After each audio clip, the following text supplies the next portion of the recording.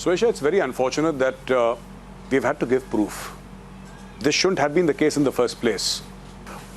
You see, it's often said, and I have spoken to so many army officers today, while they were congratulating the Republic Media Network on the wonderful coverage and all the proof, some of them did say that, it's very unfortunate. No nation gives proof of military operations.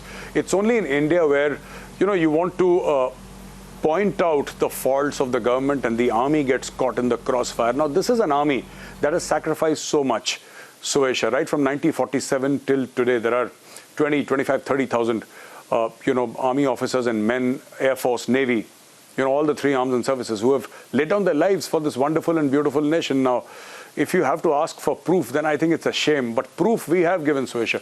Today we have given proof, and this is undeniable proof. These are real-time satellite images. Now, if somebody has a doubt beyond this, then I think God help them, Swesha.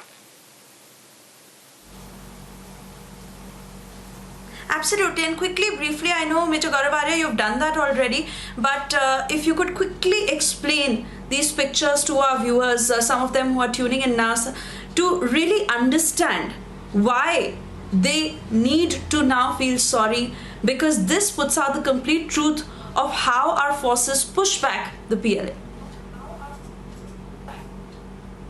So there are a couple of points, Swesha, that I'd like to mention here. First of all, the first thing that happened was when the initial, reports of Chinese army movement took place, and in the first instance, when we came to know it was in the media, I can't understand for my life where in the media everything is published so openly, and we have to come out and give proof. Anyway, that being said, when it came out, people said, the armed forces have been caught napping and the intelligence failure has happened and Chinese army has come inside. First of all, the Chinese army never came inside India. Let that be very clear. Number one, Chinese army is not inside India.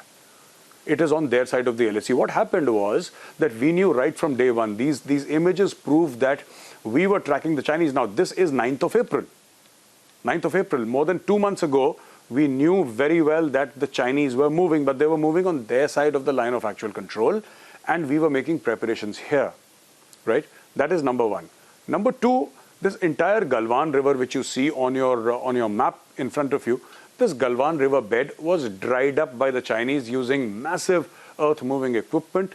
I would like to tell our viewers that the Galwan River, which is so talked about nowadays, now there are two rivers which flow almost, at right angles to each other. So the Shyok River is here inside India, and the Galwan River is basically more than 90-95% that Galwan River and Galwan Valley is inside Aksai Chin, which is essentially something that they took away from India, that entire Aksai Chin area, close to 30,000 square kilometers, by the way, massive territory, after the 1962 war. That is what happened. So when you see the images here, you see that initially in some of the images, you'll see that the Galwan River had totally dried up, because that is what the Chinese did. That is what they wanted. They used the sides of the river bed to create tracks. And on these tracks, we had massive PLA vehicles running and ferrying troops and equipment right up to the line of actual control. Now, this kept on happening day after day. India also got ready, but India could not do much because, after all, the Chinese were building up in their area. And according to our perceptional line of actual control, not theirs, but ours. So obviously, legally, we could do nothing. When this clash happened on 15th, 16th June, that is when you see, we have another image. I would request the director to show that image later on, of that 18th June image, if we can bring out that 18th June. Yes, so on the right-hand side of the screen, yes, you see post-Galwan. Post-Galwan, after Galwan violence, you see that the Galwan River is now flowing very freely. And before Galwan, you see that the river flow was constricted, had almost stopped. The river bed had almost died up. Now, what has happened after Galwan? 15, 16, this happened. A majority of the Chinese have already withdrawn from that Galwan Valley, which is, again, that side of the line of actual control, the Chinese side of the line of control. They've withdrawn, which is why the water is now flowing freely. You see these images, you'll realize that the water is flowing freely now. Swesha.